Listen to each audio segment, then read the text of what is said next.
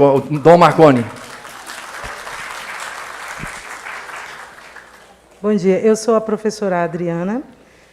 Eu recebi com muita alegria o convite de vir falar um pouquinho com vocês sobre os objetivos do Pacto, mas a ideia é falar um pouco da nossa experiência como escola. Só para contextualizar, eu sou professora da Secretaria de Desenvolvimento Intelectual. Eu sou professora da Secretaria de Educação, mas eu trabalhei na Arquidiocese de Brasília por longos e felizes 18 anos. Eu fui secretária da Catedral e eu costumo dizer que lá Deus me deu a chance e a oportunidade de me humanizar mais. E eu acho que isso se tornou mais potencializado quando eu tive a graça de me tornar professora. Então, o que eu vim fazer aqui hoje é falar de dois grandes amores que eu tenho, que é a educação e a minha igreja. Então, assim, muito obrigada a todos vocês pela oportunidade. Aqui, agora, eu agradeço de poder vir falar um pouco daquilo que eu amo de verdade. Quando a gente fala do Pacto de Educação, se eu, Adriana, pudesse destacar pequenas palavras, eu acho que acolhimento, humanização e esperança seriam aquelas que mais me chamaram a atenção. O que o Papa pede para a gente, no final das contas, é que a gente humanize as relações. E a gente precisa entender que a escola é um lugar que se torna grande aliado da sociedade. Não se pode mais tentar separar escola, família, sociedades, governos. A gente precisa fazer o que o Papa convida, precisa fazer um pacto. E quando a gente fala de pacto, de aliança, eu acho que precisa entender que isso envolve fidelidade, isso envolve lealdade, envolve compromisso. Então, assim, a escola em que eu hoje trabalho é uma escola classe, ela chama-se Escola Classe Alto Interlagos, ela fica localizada no Altiplano Leste. O Altiplano Leste é ali entre o Jardim Botânico e o Paranoá. A nossa escola é uma escola do campo, antes a gente chamava de escola de zona rural, mas a nossa escola é uma escola do campo, recebe alunos do Paranoá, do Itapuã, do Paranoá Parque e lá da região do Altiplano. A maioria dos nossos alunos vem de lá e também são filhos de chacareiros, das pessoas que trabalham ali naquela região. É uma comunidade, economicamente falando, em vulnerabilidade social. E quando eu cheguei na escola, eu fui convidada para ser vice-diretora, no ano de 2020, e a gente chegou lá meio que revolucionando as coisas. E nós dissemos, essas pessoas precisam ser mais assistidas. E aí a nossa proposta foi de levar para a escola uma educação de tempo integral e uma educação integral. A gente fala que é uma educação integral em tempo integral. É muito diferente. Trabalhar o aluno na integralidade é pensar nele como aquilo que o Papa pede no nosso primeiro objetivo, colocá-lo como centro. É pensar em todas as coisas que podem envolver uma pessoa. Então, trabalhar a integralidade é lembrar, sim, da parte cognitiva, mas é lembrar também que ali tem gente. E é isso que a gente precisa propor quando a gente quer fazer uma escola de qualidade, uma educação de qualidade. Então, na nossa escola, os meninos chegam às 7h30 da manhã e ficam até às 17h30. São 10 horas. Metade desse tempo, eles ficam lá conosco, estudando o que era mais comum da gente ver, que a gente chama das bases comuns da BNCC, e nas outras 10 horas, na nossa escola, a gente fez uma parceria com a Escola Superior de Defesa, com o Ministério de Defesa, e os meninos têm a oportunidade de ter hoje aulas de esportes, porque a gente fez uma parceria com o Profesp. Os nossos alunos têm aula de natação, têm aula de vôlei, têm aula de inglês, têm aula de artes, têm aula de música. E a nossa ideia é trabalhar todo o aspecto que envolve educação, junto com a família. Então, só para você entender onde que está a minha escola. E eu vou falar um pouquinho dos objetivos, mas a minha proposta é trazer o que a gente faz, que a gente conseguiu identificar, que é o que é pedido pelo Papa, tá bom? Não está comigo ainda, não. Só um pouquinho, gente. Você ficou arrumando ele. Passa para você, pode ir. Tá. Tem aí? Tanto faz. Então, quando a gente coloca desses compromissos que são pedidos, colocar a pessoa no centro de cada processo educativo, para nós, significa falar de que, quando o meu aluno sai da casa dele com a mochila nas costas, além de todo o material escolar, ele carrega sonhos, ele carrega medos, carrega desejos, carrega esperança. E eu preciso entender, então, que muito mais do que alguém que vem só buscar a parte cognitiva, a parte de conhecimento, eu tenho alguém ali que tem também algo para dar, que tem algo para ensinar. Colocar a pessoa no centro é ouvi-la, e é ouvi-la de fato.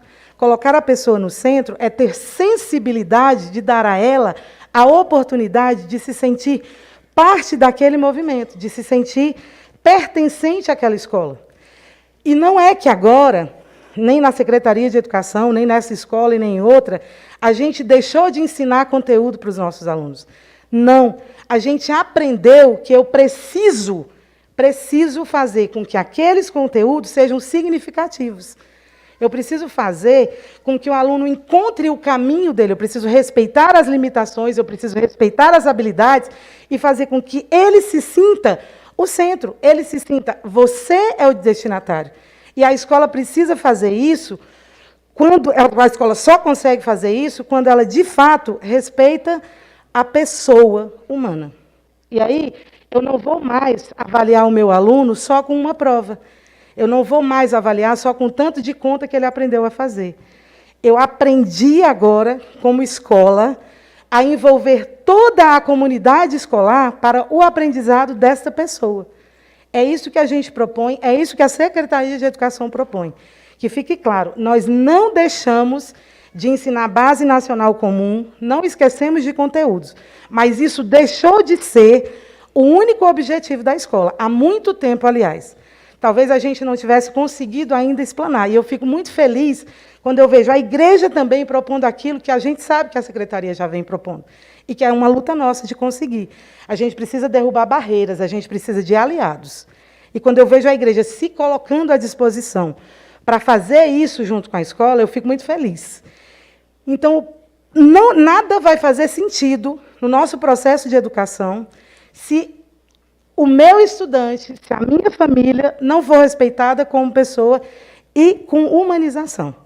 Então, assim, na nossa escola, o nosso objetivo é fazer com que o aluno queira voltar, fazer com que o professor que trabalha lá queira voltar no outro dia, fazer com que as pessoas daquela comunidade respeitem você como escola e se sintam parte dessa escola. Então, assim, o grande objetivo é mesmo humanizar a coisa. Um segundo aspecto que é colocado para nós é o de ouvir as gerações mais novas. E aí eu não sei se vocês conseguem pensar na diferença entre ouvir e escutar. Falando tecnicamente, ouvir costuma estar mais ligado à questão física, da audição mesmo. Por isso que a gente usa muitas vezes a expressão assim, entrou por um ouvido e saiu pelo outro, porque é uma coisa mais mecânica. Eu ouvi dizer por ali. E a gente também já viu um bordão que virou até programa, já viu? Ouvi dizer assim, fala que eu te escuto. A ideia do fala que eu te escuto é uma coisa mais atenta. Então, a primeira proposta do pacto é ouvir, mas numa escuta atenta.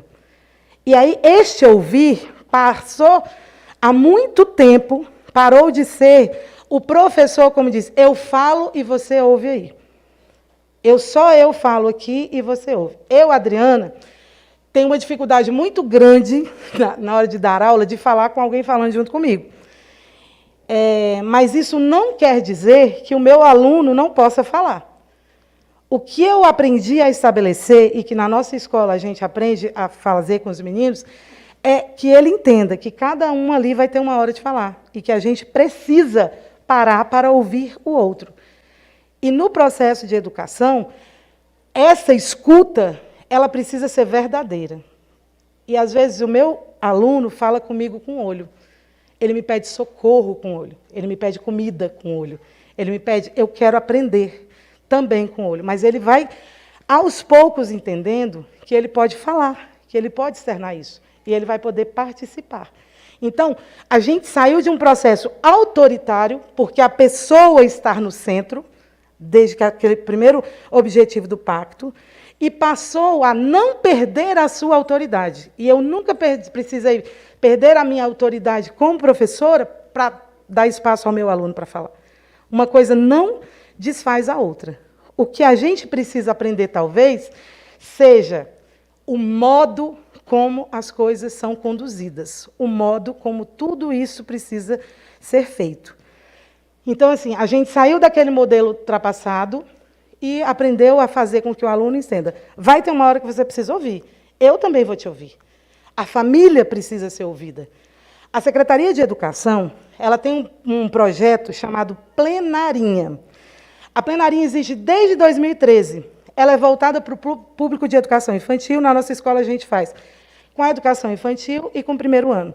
O que é a Plenarinha? É uma oportunidade que o aluno tem de se expressar, de falar. E a gente fala de tudo aquilo que envolve a vida escolar, a vida do aluno em sociedade. Então, a Plenarinha traz alguns temas que você se senta e você ouve aquela criança, mas você também a ensina. Como você fala com o seu colega? A hora de falar. O que falar? E a gente diz para ele, você pode dizer, mas você precisa aprender a como dizer. Isso faz com que eu forme pessoas, isso é para a vida toda, gente. Aprender a ouvir e aprender a falar é para a vida toda. Então, se eu começo lá na educação infantil, depois o meu aluno no 5º ano consegue ser um aluno participativo, consegue ser alguém consciente. Então, na nossa escola, a gente adota a Plenarinha assim, como um processo que nos encanta e que nos ajuda a formar pessoas. É o sentar-se, deixar o aluno falar, é falar com ele também, é fazer essa troca e, sobretudo, dar participação. O projeto da Secretaria de Educação da Plenarinha também pode ser contemplado por uma lei que a gente chama de Lei de Gestão Democrática, que eu não sei se as pessoas sabem, mas na escola, a comunidade escolar pode construir o projeto. Precisa que alguém chame, precisa que alguém diga a ele, na nossa escola. E aí, gente, quando eu falar na nossa escola ou na minha escola, não é uma coisa de posse, é de pertença, tá bom? É o costume mesmo que a gente tem de falar minha escola.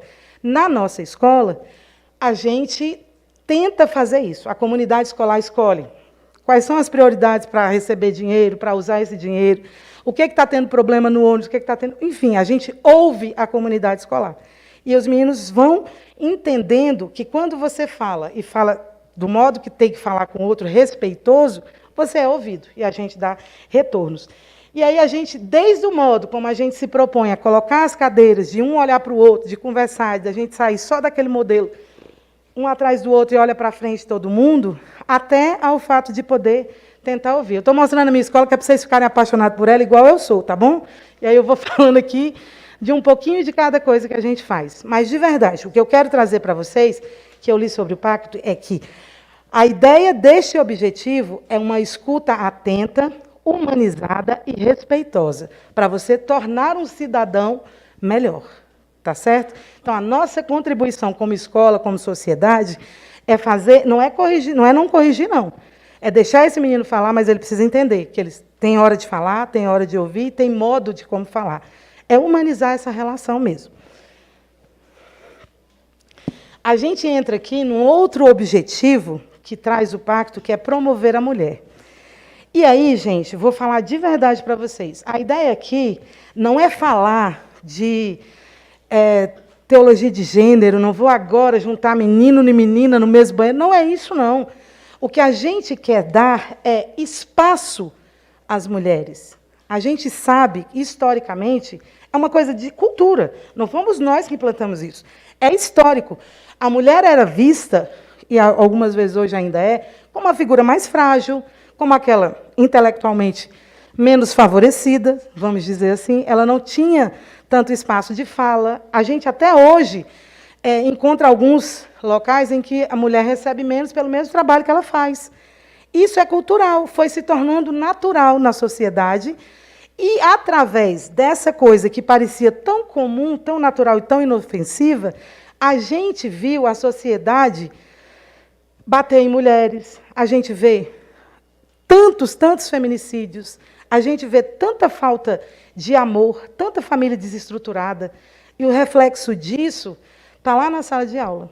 Quantos alunos a gente recebe, e quem é da secretaria sabe, e quem não é também, vocês, em vida de paróquia, também sabe. Quantos alunos a gente recebe com abuso físico, abuso sexual, abuso psicológico?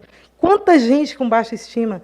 Quanta menina que precisa primeiro ajudar aqui na casa e o meu irmão está brincando, para depois eu fazer o dever. A gente só está mostrando para a família que a gente pode dar mais oportunidades, a gente pode respeitar mais, a gente pode amar mais, a gente pode ser mais generoso. Então, na nossa escola, a nossa ideia é mostrar esse papel. E é tudo muito simples. E com um pouquinho de coisa que você faça, você consiga. Se nós vamos fazer um plenário, tem 5 vagas, vamos botar 6? 3 meninos e 3 meninas? É só para saber que a gente pode fazer coisas junto. A gente pode respeitar o outro. As meninas também vão poder fazer, os meninos também vão. E ninguém agora vai destacar um e nem outro. É caminhar para esse respeito, para essa igualdade. Então, assim, um cuidado que a gente tem lá é de tentar abrir espaços. É fazer o esforço mesmo. E quando a gente percebe, porque esse ranço, eu costumo dizer, ele vem de longe. A gente percebe que, às vezes, é nosso. Algumas expressões que a gente usa são culturais e que a gente precisa se corrigir. Do fala na frente das meninas, deixa que eu levo o que fala aqui, a gente vai, opa, volta aqui, volta aqui. E não precisa ser agressivo, precisa ser todo dia, precisa ser constante, precisa ser contínuo. Então, o que o pacto coloca para nós é, quando ele coloca de promover a mulher, ela não vai se tornar mais e nem menos. Mas a gente não pode ignorar que o espaço dela, historicamente, foi desfavorecido. E a escola e a sociedade precisam fazer isso. Ontem, lá na nossa escola, a gente fez uma festa de carnaval. E aí a proposta, por uma questão de respeito, carnaval é uma festa cultural, vamos trabalhar, mas nós chamamos de carnavalores, porque a gente está trabalhando valores com os meninos, é um objetivo nosso, o ano todo a gente está. Então, não tinha bloco disso, tinha bloco do respeito, bloco da amizade, bloco daquilo, a gente reescreveu marchinhas de carnaval. E eu achei bonitinho, porque os meninos do 2º ano, eles vão fazer 7 anos. A gente explicou essa coisa de espaço, da mulher e tal. E aí eles falaram, quando foram reconstruir a marcha, e eles falaram assim, tia, então a gente vai cantar assim, papai eu quero, não vai cantar mais, mamãe eu quero, não é só para a mamãe que pode dar as coisas para a gente. E eu gravei, eu não sei se eu vou conseguir botar. E eles cantavam, aí a gente trocou, em vez de falar, a gente botava, eu quero o quê? Aí respeito, papai eu quero respeito. E foi muito bonitinho, porque a parte do papai, eles falaram, porque a tia Cida falou que não é só a mãe que vai dar as coisas para a gente, não é só a mãe que pode. Então, assim, é um pouquinho que a gente consegue fazer, depois vocês vão ver no Instagram da escola, está linda a festa, mas que faz diferença na vida dessas pessoas. Então, assim, quando o Papa nos convidou a fazer uma educação que seja esperança, é de uma família que talvez veja, um filho veja a mãe apanhar frequentemente, ouvir isso e devagarinho ele fazer uma ou outra intervenção. E devagarinho ele entender que ele vai poder mudar isso, que ele vai poder ser diferente. É da gente construir uma sociedade que tenha esperança. A gente fazer o melhor para depois. Esse menino vai ser o adulto depois. E se Deus quiser, e se a gente se esforçar, a gente vai conseguir fazer uma sociedade diferente. A gente só precisa se mobilizar um pouquinho mais. Dá trabalho, viu, gente? Mas dá muito mais alegria, dá muito mais satisfação. Então, o pacto propõe para nós uma promoção da mulher, tá bom? Eu coloquei aqui só alguns temas que a gente traz na escola, e a gente tomou o cuidado de sempre ter um homem e uma mulher, um homem e uma mulher, um homem e uma mulher, só para os meninos saberem que todo mundo pode falar, todo mundo tem espaços, tá bom? E a gente falou sobre drogas, sobre educação antirracista, meio ambiente, sobre bullying, e a gente foi convidando pessoas que podiam falar um pouco disso de forma bem lúdica, contando historinha, batendo papo com os meninos. Mesmo na pandemia, a gente fez lives significativas, e a gente sempre deixava um espaço para alguma mulher falar. É um jeitinho de você abrir isso para elas. Vou correr, que senão eu paro. Responsabilizar a família. Talvez essa seja uma das partes mais difíceis para a escola, porque algumas famílias acreditam que depois que ela leva o seu filho para lá, é seu. E eu tenho muita tristeza quando eu ainda vejo, às vezes vejo até educadores, quando eles falam assim, a escola só ensina, quem educa é a família. Moço, todo mundo educa, deixa disso. Todo mundo precisa educar. A educação é nossa. E aí, o que nós temos de grande problema ali? É da família entender isso. Eu sei, eu estou numa comunidade em que, às vezes, eu ligo, porque lá a gente liga, faltou 3 dias eu ligo, demorou 3 dias, chegou atrasado. A gente faz busca ativa mesmo, e eu ouço a mãe dizer, eu não pude ver isso porque eu estou atrás de comida para o meu filho, professora. E aí eu, então, a gente vai alimentar o corpo, mas a gente precisa alimentar a alma, a gente precisa alimentar o coração dessa criança, e você ouve as situações, e eu não sou insensível a elas. Eu já entendi em que comunidade eu estou inserida. Foi por isso que a gente estudou quem são essas pessoas. Mas a família precisa saber que, sem essa parceria, não há êxito na educação. Então, assim, ninguém aqui vai fazer o que a família tem que fazer. E a gente chama a responsabilidade. A senhora precisa vir falar sobre seu filho. A gente marca outro horário. E aí, lá na escola a gente faz reunião sábado, mesmo se não for de eletivo, faz live à noite, só posso contar. Faz, a gente... Agora, começamos 14 de março. Eu já fiz 3 reuniões. Fiz uma no sábado, uma na semana e uma à noite. É o que eu tenho. Se o povo for, para mim é muito mais lucro. Então, assim, a família precisa entender, e a gente precisa insistir, que família é importante para essas crianças. E ela precisa ser participativa. Entender esse papel vai fazer toda a diferença. Lá na escola, um jeito que a gente achou de valorizar isso foi que a gente tem no nosso calendário escolar a festa da família. É um dia que a gente para comemorar a existência da família. E eu respeito muito cada família. A gente tem família lá que o menino mora só com a mãe, a maioria. Tem muitas famílias que são os avós, são pai e mãe. Mas a gente deu um lugar de destaque a essa família. E aí a gente, como eu aprendi com o Dom Marconi, que às vezes a gente pega o povo pelo bucho, e aí a gente faz uma festança boa mesmo. Mas as pessoas se sentem valorizadas, se sentem acolhidas, se sentem recebidas, e essa parceria é estabelecida. E a gente tem conseguido, claro que com algumas falhas, não tem nada, tudo lá é perfeito, tudo dá certo, tem conseguido fazer com que a família faça parte da vida dessas crianças, tem conseguido chegar até eles. Tá bom? A gente criou um projeto chamado Acolher, da palavra acolher, de acolhimento, mas um acolher de fazendo agora, eu vou colher depois. Vamos acolher depois.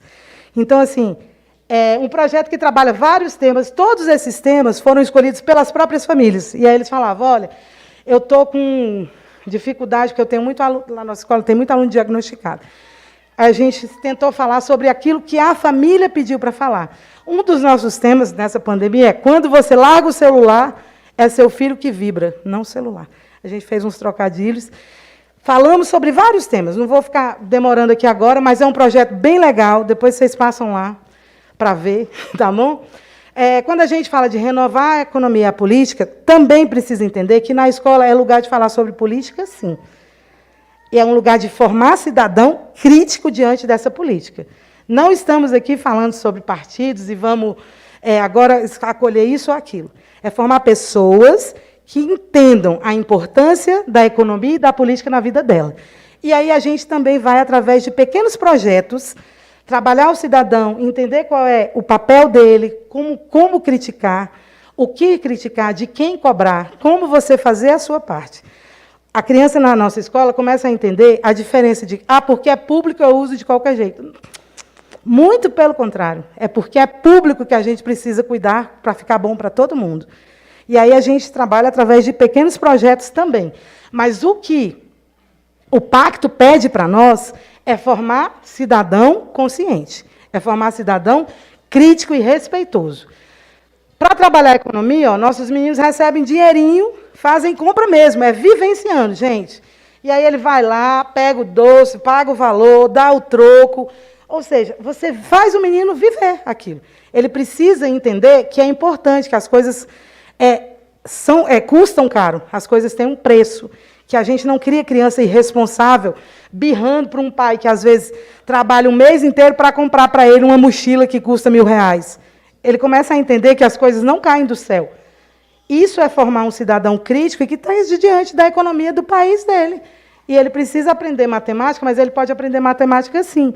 Eu não preciso só fazer arme e efetue, igual a gente aprendeu, né?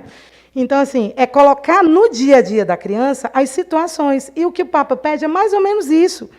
É a gente fazer com que esse menino aí depois entenda a valorizar, aprenda a usar, mas aprenda a valorizar, saber que as coisas têm preço.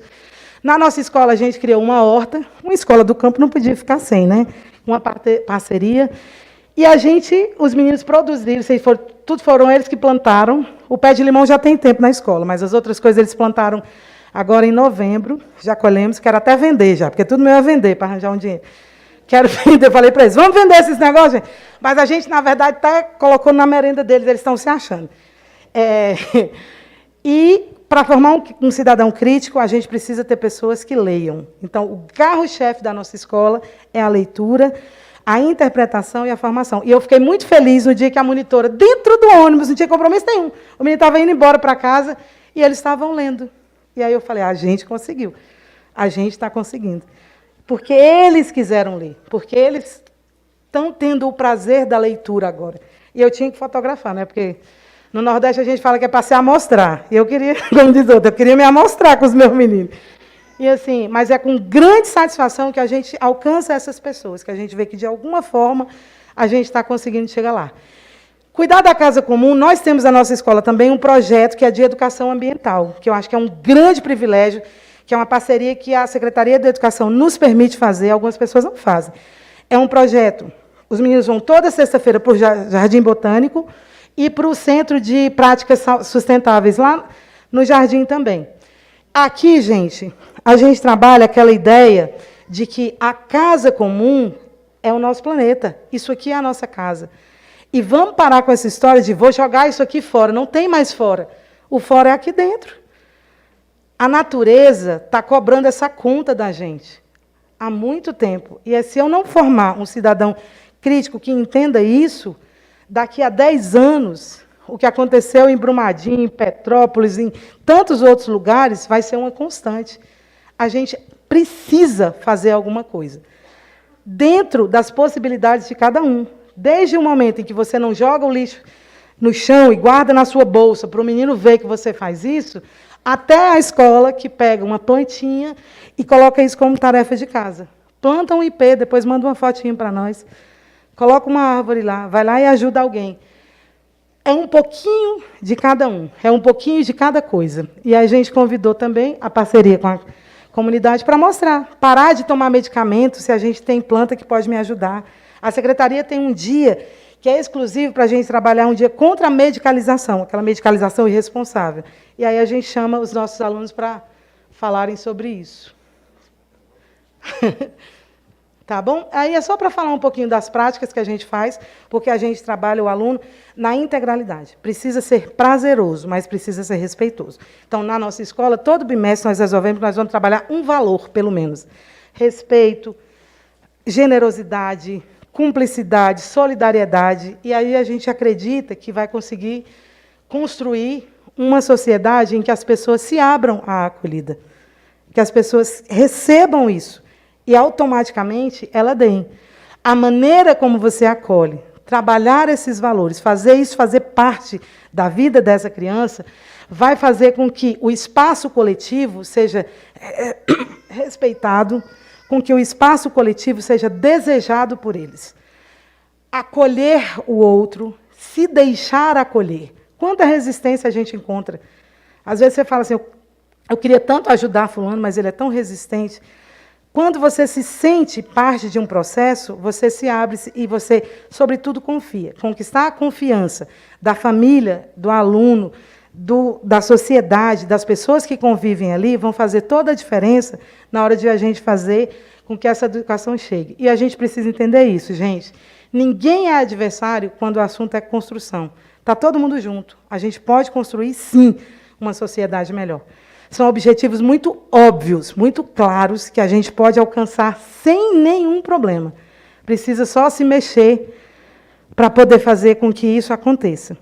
E aí, assim, eu repito, não se pode falar de educação sem se falar de amor. E eu vou terminar a minha fala com um exemplo, uma historinha, que diz assim, que tinha um senhor, um grupo de pessoas trabalhando, e eles levavam marmita. Porque não tinha como ir em casa, voltar, levava marmita. Todo dia parava todo mundo para almoçar, vamos esquentar a marmita. E tinha um senhorzinho lá que ele falava assim, já vou lá pegar meu arroz, feijão e ovo. Todos os dias na marmita dele tinha arroz, feijão e ovo. Ovo cozido. E ele ia com muita insatisfação, vou pegar esse arroz, feijão e ovo. Vou comer isso aqui. No outro dia, de novo. Até que um dia, alguém foi e perguntou, cara, por que você não pede para a pessoa que prepara a sua marmita para fazer diferente? Por que você não faz um ovo frito, pelo menos, se você não tiver outra coisa? Faz um omelete, faz um ovo frito. Pede para a pessoa fazer um ovo com molho. Aí ele falou, não, quem prepara a minha marmita sou eu. É que é mais fácil fazer arroz, feijão e ovo cozido. O que eu quero dizer a vocês? Que na educação, somos nós que preparamos a nossa marmita muitas vezes. Na igreja, somos nós que preparamos. Na nossa casa. O que a gente precisa é de disposição para mudar a nossa insatisfação. A gente precisa aprender a pegar aquele ingrediente e fazer aquilo virar um banquete. Nós temos muita limitação na Secretaria de Educação, mas nós temos também muita coisa que pode ser ofertada e que as pessoas, às vezes, não correm atrás. Repito a vocês, às vezes dá trabalho. Eu cheguei numa escola que 5 e pouquinho eu ia embora, e era muito tranquilo. Quando a gente resolveu implementar a educação integral, eu sabia que ia ser mais trabalhoso, mas eu sabia também a diferença que ia fazer na vida dessas crianças. E eu não podia, como professora que sou, como católica, como pessoa que acredita na humanidade, no bem, na justiça, fazer de qualquer jeito. Então, assim, a gente pode. A gente só precisa pegar essa marmita nossa e fazer esse negócio ficar bem saboroso. Muito obrigada a vocês por hoje. Eu espero de verdade. Eu não quis falar só dos tópicos que ele trazia, eu quis falar um pouquinho de como pode fazer, mas tem coisas que são feitas por aí, muito melhores até do que a gente faz na nossa escola, mas eu queria trazer a vocês que é possível. A gente pode ir lá, pode aqui, pode em qualquer lugar, tá bom? Se eu puder ajudar de alguma forma, sinta-se à vontade para me procurar, para a gente conversar, para participar de outros espaços.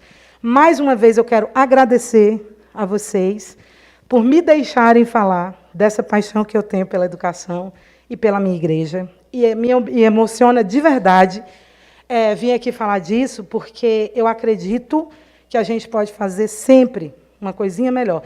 E se vocês puderem, dá uma olhadinha, Escola Classe Alto Interlagos. Vocês vão ficar apaixonados, eu tenho certeza. E ajuda a minha escola, gente. Um beijo. Oi? Desculpa.